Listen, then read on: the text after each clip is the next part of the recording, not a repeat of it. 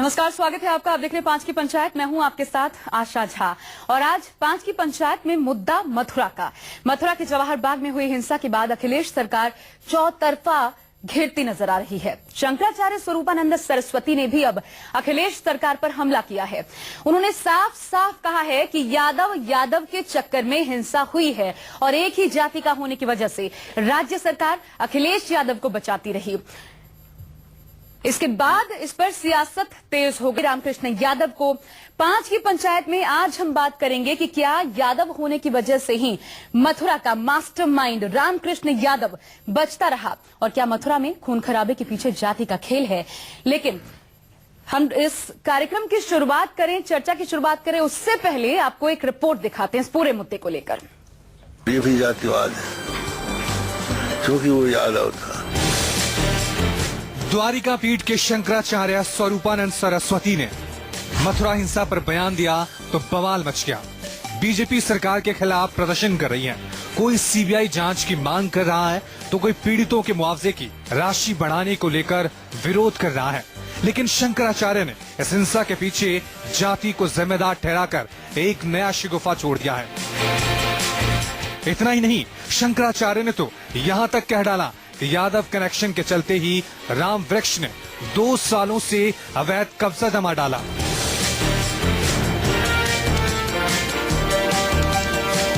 ये भी जातिवाद है क्योंकि वो यादव था और शासन यादवों का है। ये एक चीज है जो प्रश्न पैदा करती है। गौरतलब है कि पूरे मामले की आंच उत्तर प्रदेश के मुख्यमंत्री अखिलेश यादव तक पहुंच चुकी है। सरकार पर सवाल इसलिए भी उठ रहे हैं कि जवाहर बाग में चल रहे गतिविधियों को लेकर कई बार मथुरा प्रशासन ने लखनऊ में बैठे आला अधिकारियों को जानकारी दी। उन्होंने राम वृक्ष यादव और सत्याग्रहियों की हरकतों के बारे में सूचना दी, लेकिन अधिकारियों के कानों पर जूं तक नहीं रेंगी। उनके खिलाफ अखिलेश सरकार ने कोई कठोर कदम नहीं उठाया। ऐसे में शंकराचार्य के इस बयान ने सियासत गरमा दी है और यही सवाल उठ रहे हैं क्या यादव होने की वजह से मथुरा का मास्टरमाइंड बचता रहा और क्या मथुरा में खून खराबे के पीछे जाति का खेल है। Bureau report, news 24। तो जिस तरीके से पूरा प्रकरण सुर्खियों में छाया हुआ है, आपने इस रिपोर्ट में देखा और बड़ा सवाल यही। तो चलिए इस राउंड की शुरुआत करते हैं और सबसे पहले आपके सामने पहला सवाल। यादव होने की वजह से क्या मथुरा का मास्टरमाइंड बचता रहा? तो शंकराचार्य ने मुद्दा बड़ा उठा दिया है, इस पर विवाद भी हो रहा है, तरह तरह की प्रतिक्रियाएं भी सामने आ रही हैं। और चलिए सबसे पहले आपको बता दें हमारे साथ जो गेस्ट जुड़े हुए हैं, सुरेश वर्मा जी बीजेपी के प्रवक्ता हमारे साथ जुड़े हुए हैं, आलोक शर्मा जी भी हमारे साथ मौजूद हैं, कांग्रेस के प्रवक्ता सुधींद्र भदौरिया जी हमारे साथ जुड़ रहे हैं, प्रवक्ता बीएसपी राजकुमार भाटी जी हमारे साथ मौजूद हैं स्टूडियो में ही, समाजवादी पार्टी के नेता और पंडित राजकुमार शास्त्री जी भी हमारे साथ जुड़े हुए हैं, शंकराचार्य समर्थक हैं। शंकराचार्य जी की तरफ से अपनी बात सामने रखेंगे। आप सभी मेहमानों का बहुत बहुत स्वागत है। तो सबसे पहले पंडित राजकुमार शास्त्री जी, शुरुआत में आप ही से करना चाहूंगी। एक बहुत बड़ा आरोप राज्य सरकार के ऊपर, वो भी तब जब माहौल किस कदर गरमाया हुआ है पता है, लेकिन अगर आरोप लगाया जाता है तो उसका कुछ आधार भी होता है। इसका क्या आधार? देखिए, शंकराचार्य स्वरूपानंद जी 95 वर्ष की उम्र के हो गए हैं। उनका किसी जाति बिरादरी से कोई द्वेष नहीं है, कोई ईर्षा नहीं है। उनके लिए वसुधैव कुटुंबकम का सारी जो प्रजा है वो संतानवत है, पुत्रवत है। स्वामी जी जो है स्वतंत्रता संग्राम सेनानी हैं, 2 बार देश के लिए स्वतंत्रता संग्राम युद्ध कर चुके हैं, जेल जा चुके हैं देश के लिए। देश से उन्हें प्रेम है, अखंड ब्रह्मचारी है। ये सब हम सब जानते हैं, लेकिन बताइए ना किस आधार हैं। वो अपनी बात को अवाक तरीके से स्पष्ट रूप से जो उन्हें लगता है कि देश के साथ जो हो रहा है उससे दुखी होकर नहीं लगना में ना क्या है शास्त्री जी, लगना और आरोप लगाना दोनों में बहुत अंतर है। लगे तो कुछ, मुझे तो बहुत कुछ लगता है, मैं आरोप सीधे लगा सकती हूं। आरोप नहीं है, ये तो प्रत्यक्ष है। प्रत्यक्षम किम प्रमाणम सामने है। देखिए, राम वृक्ष यादव है, पंकज वहां का जो जय गुरुदेव जी ने जिनको अध्यक्ष उसका अपनी वसीयत सौंपी वो भी यादव है, वहां के मुख्यमंत्री जी यादव हैं। अन्यथा इतना बड़ा जो घटना घटी आप क्या कहती हैं कि क्या वहां के कलेक्टर को मालूम नहीं है किसी बात का, और क्या मुख्यमंत्री को मालूम नहीं है? अगर वहां पर मुख्यमंत्री को वहां नहीं, पर ये उनके हम स्टेट सब में मान क्या रहे हो हैं। रहा है? बड़ी बात ये हम सब मान रहे हैं कि प्रशासनिक चूक की वजह से इतनी बड़ी घटना घटी, लेकिन यादव का लेकिन कनेक्शन, क्योंकि वो सारे जितना भी प्रशासनिक उसके साथ में कनेक्शन है वो सारे यादव हैं। आज मुख्यमंत्री राम वृक्ष यादव को बचाने के लिए, पंकज यादव को बचाने के लिए मुख्यमंत्री यादव उनका पूरा समर्थन करते रहे। क्या मुख्यमंत्री को मालूम नहीं है कि उनके स्टेट में क्या हो रहा है, उनके राज्य में क्या हो रहा है? और अगर मालूम नहीं है तो फिर वो मुख्यमंत्री किस बात के हैं? उनको रिजाइन करना तो चाहिए। जानते हुए यादव होने के चलते कार्रवाई नहीं पूरा की। ठीक पूरा है। जातिवाद राजकुमार फैलाया भाटी जी, गया, सीधा पूरे सवाल जाति को आपसे, लेकर जानते के हुए आप कवच लोगों बने ने, रहे और वहां के मुख्यमंत्री सिर्फ जी। शंकराचार्य ये बात नहीं कह रहे, तमाम विपक्षी पार्टियां ये आरोप लगा रही हैं, जवाब दीजिए। देखिए, एक शंकराचार्य जैसे सम्मानित पद पर बैठा हुआ व्यक्ति इतनी घटिया मानसिकता का बयान दे, ये बड़ा शर्मनाक है। जो भी शास्त्री जी ने कहा कि वो सभी जातियों को समान समझते हैं, ये स्वरूपानंद जी का जाति विद्वेष उनके कई बयानों में सामने आ चुका है। ये दलित और पिछड़ी जातियों के प्रति बहुत विद्वेष रखते हैं। ये बयान दे चुके हैं कि महिलाओं को मंदिरों में नहीं घुसना चाहिए। नहीं, अन्य बयान हम ये लेने बयान देते दे हैं, ये चुके हैं कि बयान दलित पुजारी नहीं हो बड़ा सकते, बयान है। दलित मंदिरों में नहीं घुस देखिए, सकते। सर्टिफिकेट्स को लेकर पहले भी आरोप जहाँ लग तक चुके हैं, सवाल यादव मथुरा की हमेशा हिंसा का है, प्रशासनिक सरकारी नौकरियों में आते हैं, जहाँ ये तक आरोप सवाल बीजेपी भी मथुरा लगा की चुकी हिंसा है। का है, करते हैं जो शास्त्र ये वाक्य है, वो भारतीय कहते हैं जनता जो पार्टी देश- और देश भारतीय के जनता पार्टी से पक्ष जुड़े में वो बात संगठन कहते हैं। सुन लेते हैं राजकुमार बेवजह इस विवाद को तूल दे रहे हैं कि यादव की वजह से। जब पंकज यादव जय गुरुदेव के उत्तराधिकारी बनाए गए थे, ट्रस्ट के अध्यक्ष बनाए गए थे, तब इन्हीं लोगों ने ये अफवाहें उड़ाई थी कि पंकज यादव समाजवादी पार्टी का आदमी है।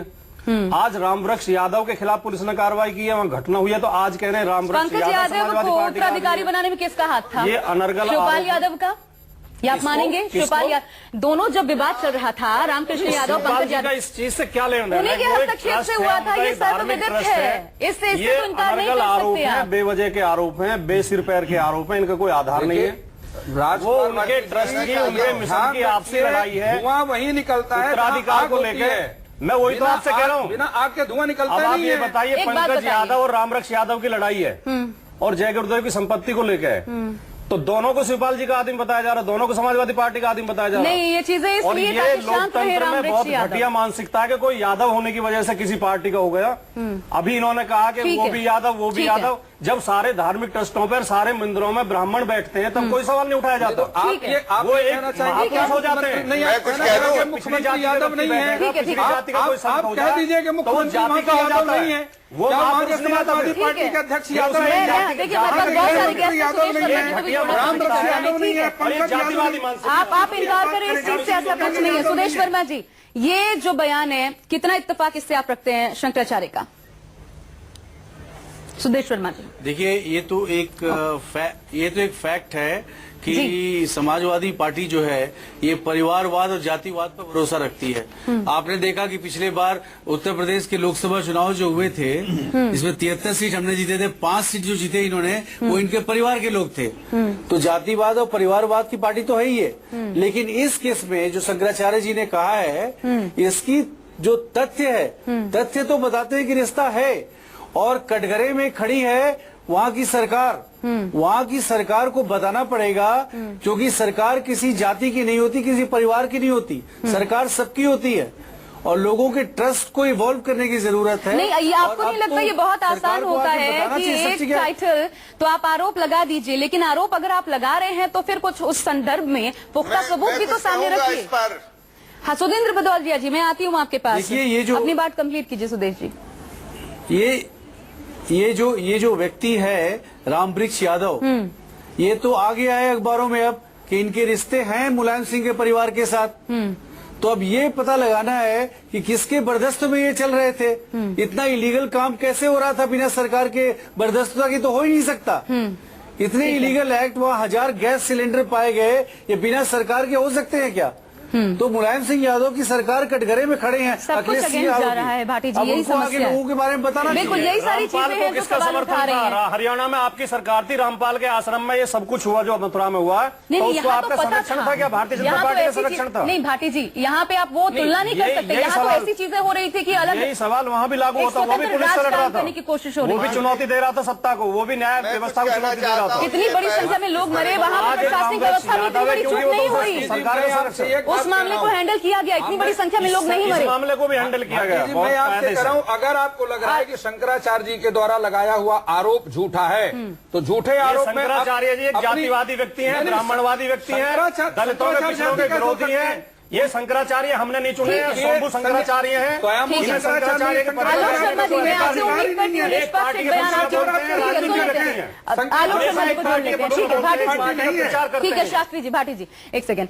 आलोक शर्मा जी, आपसे उम्मीद रखती हूँ, क्योंकि यहाँ पे ये उम्मीद थी कि इस तरीके के बयान सामने आएंगे, प्रतिक्रिया आएगी, लेकिन आपसे, कांग्रेस के हैं आप, आपसे जानना चाहेंगे ये जो बयान लगाया जा रहा है वाकई में भाटी जी जो कह रहे हैं वो, या फिर जो पंडित जी कह रहे हैं ये, या बीजेपी, क्या आप मानते हैं? आप इन तीनों के बीच में कहां हम लाइन को देखें? देखिए, दो तीन चीजें हैं इसमें। शंकराचार्य जी हिंदू धर्म के एक सम्मानित प्रतिष्ठित पीठ पर बैठे हुए सम्मानित व्यक्ति हैं, उन पर हल्के बयान देना बिल्कुल गलत है। अगर उन्होंने कोई बात कही है तो उसको कहें, आप तर्क दें आप अपने, तो अच्छा लगता है। आप सत्ताधारी दल के लोग हैं, लेकिन ये भी तो सच है कि जिस समाजवादी पार्टी के बारे में हम आज बात कर रहे हैं उसका जन्म ही जाति के आधार पर हुआ है। क्या ये सच नहीं है कि हाईकोर्ट को तमाम फैसले लेकर जो भर्तियां थी नई वो रोकनी पड़ी क्योंकि एक ही जाति विशेष के नए यूथ उसमें थे? क्या ये सच नहीं है कि उत्तर प्रदेश के तमाम जितनी की पोस्ट हैं, बीडीओ से लेकर एसएचओ से लेकर एसपी, डीएम, आप कहीं भी चर्चाइए, मैक्सिमम जगह यादव जहां पर बैठाए जा सकते हैं वहां पर बैठाए गए हैं? क्या ये सच नहीं है? जब जब फोर्स मांगी गई डीएम के द्वारा, क्या लखनऊ से मना नहीं किया गया?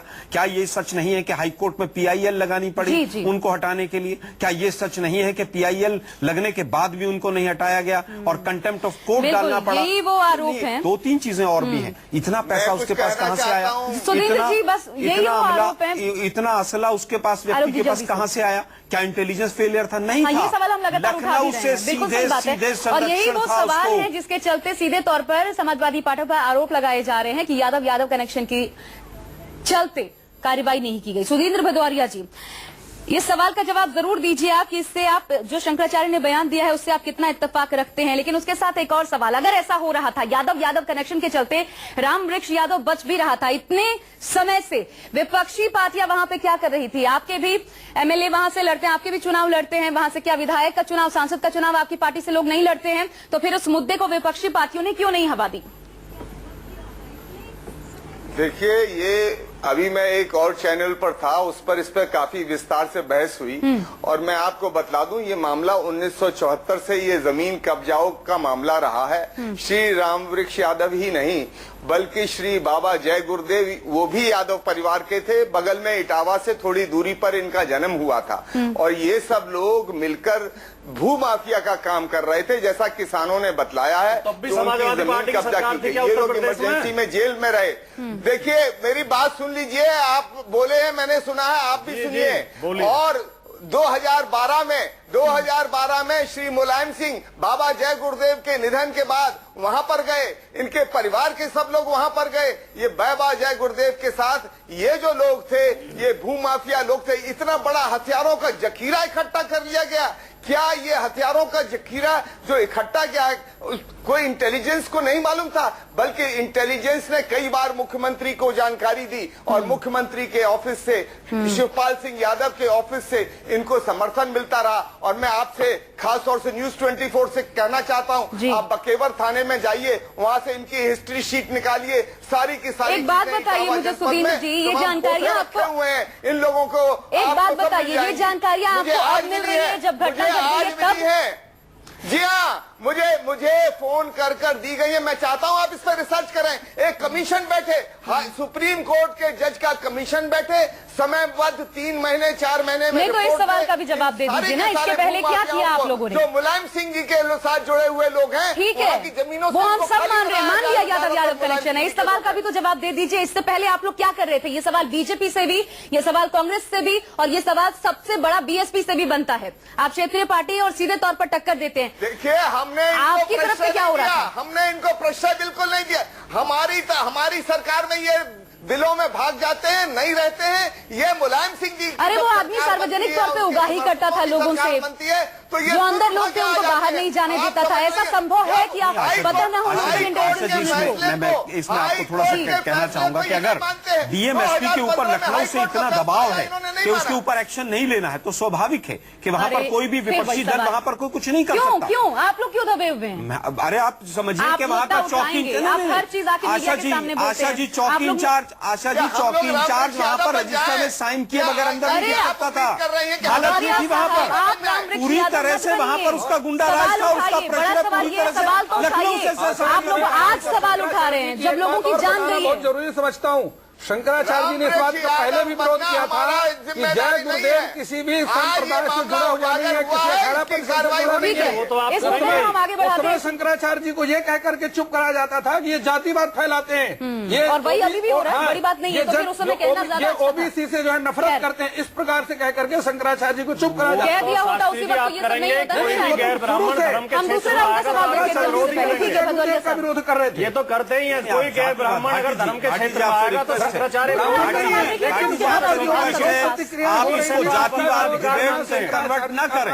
ये आश्रय जो मिला है वो पूरी तरह से लखनऊ से मिला हुआ, इसमें कोई दो राय नहीं। आलोक जी, सुदेश जी, शास्त्री जी, दूसरे राउंड का सवाल देख लेते हैं, उसके बाद आते हैं इसी चर्चा पर। मथुरा में खून खराबे के पीछे क्या जाति का खेल है? तो वही सवाल फिर यहाँ पे उठाया जा रहा था और जिसका आप लोग भी जिक्र कर रहे थे, क्या जाति का खेल है? सीधा शुरुआत आप ही से, आलोक जी। मैं समझता हूं पूरी तरह से इसमें जो है लैंड माफिया, भूमाफियाओं का था और कहीं ना कहीं जाति एक समान होने के कारण उनको लखनऊ से प्रश्रय मिलता रहा। लेकिन आज सीबीआई से जांच की मांग जो है वो सुप्रीम कोर्ट ने मान ली है। जो जैसे जैसे सुप्रीम कोर्ट की जांच आगे बढ़ेगी तो तमाम पत्ते खुलेंगे। जाति थी और जाति में यादव था और यादव में कौन सा यादव था, सारी परत खुल जाएंगे। बिल्कुल आपके हिसाब से इंतजार करना चाहिए। एक बड़ा सवाल भाटी जी उठाया जा रहा है वो ये कि अलीगढ़ मंडल के जांच आयुक्त हैं चंद्रकांत जी, वो इस पूरे मसले को देख रहे हैं। लेकिन बड़ा सवाल ये, प्रशासन आपका, सरकार आपकी, तो फिर जांच कैसे होगी और वो भी निष्पक्ष जांच कैसे होगी, ये बताइए। कैसे प्रूव करेंगे आप लोगों के सामने? इसमें सरकार वो कैसी रिपोर्ट देंगे, हम समझ सरकार सकते हैं? कहीं पार्टी नहीं है, सरकार कहीं दोषी नहीं है, सरकार के ऊपर सरकार का दोष नहीं है। अरे मुलायम, आपकी बात अखिलेश जी ने तो कहा है स्वयं कि हमसे चूक हुई है। बहुत तसल्ली से आपकी बात नहीं, आप मुझे भाटी जी बताइए, अगर यूपी सरकार की चूक नहीं है इसमें तो क्या मध्य प्रदेश सरकार की चूक का सवाल? क्या केरल सरकार की चूक है? सरकार इसमें कहीं पक्ष नहीं है। क्यों नहीं है पक्ष? सरकार के 2 जवान मारे गए और सरकार पक्ष नहीं। ट्रस्ट उनके बीच का झगड़ा है, झगड़ा अलग चीज है। मुझे बताइए, 2 पुलिस अधिकारी मारे गए और सरकार की कोई जिम्मेदारी नहीं। एक जिम्मेदार अधिकारी को जांच दी गई है। आज डीएमएसपी आप कह रहे हैं कि सरकार इसमें पक्ष नहीं है, ये कैसे कह रहे हैं आप? जो दोषी होंगे, सरकार इसमें पक्ष नहीं है, सरकार इसका न्याय करेगी। अरे भाई, सरकार के 2 अधिकारी मारे गए, आप कह रहे हैं सरकार इसमें पक्ष नहीं। अच्छा, जहां बयान दे रहे हैं आप। अच्छा, जहां सीमा पे जहां पर सैनिक मर जाते हैं तो सरकार पक्ष हो जाती है। बिल्कुल, डिफेंस मिनिस्ट्री पक्ष होती है अगर वहां पर कोई केस होगा। क्या बात कर रहे हैं? अजीब बात कर रहे हैं। एक निष्पक्ष न्याय। सुरेश वर्मा जी, आप हाईकोर्ट की बात नहीं मानते, जातिवाद के चक्कर में अपने जाति के लोगों को मेन। देखिए, मेरे पास समय कम है, सुदेश जी का भी कमेंट लेते हैं। कि आप लोग सत्ता को हथियाना चाहते हैं इन चीजों के, इन हथकंडों के रास्ते से। सुरेश वर्मा जी, सवाल यही है कि निष्पक्ष जांच होगी, इसको लेकर सवाल उठेंगे। बीजेपी इस मुद्दे पर अब आगे क्या स्टैंड ले रही है? क्या उसी जांच से संतुष्ट हुआ जाएगा या दबाव बनाया जाएगा? देखिए, सीबीआई जांच होती है तो उसके रिजल्ट का इंतजार होगा, लेकिन ये एक बात पक्का है कि इतने बड़े इंटेलिजेंस फेलियर स्टेट ने एडमिट किया है। बताइए कि डीजीपी एडमिट करता है कि उन्हें पता था कि असला है, लेकिन उन्हें लगता था कि असला यूज नहीं होगा। क्यों लगता था आपको? कहीं ऐसा तो नहीं कि चूंकि एडमिनिस्ट्रेशन इसको संरक्षण दे रही थी, एडमिनिस्ट्रेशन को लगता था एडमिनिस्ट्रेशन के खिलाफ ये यूज नहीं होगा, तो ये किसके खिलाफ यूज होना था?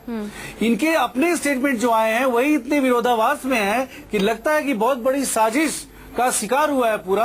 और जब सीबीआई की जांच होगी तो हकीकत पता लगेगा, लेकिन हम लोगों के बीच में जाएंगे और इस सरकार को एक्सपोज करेंगे। एक आखिरी कमेंट सुधीर भदौरिया जी मेरा आपसे कि उच्च न्यायालय के आदेश नहीं होते, सरकार जो आदेश की अवमानना का डर ना होता तो क्या ये कार्यवाही अब भी हुई होती?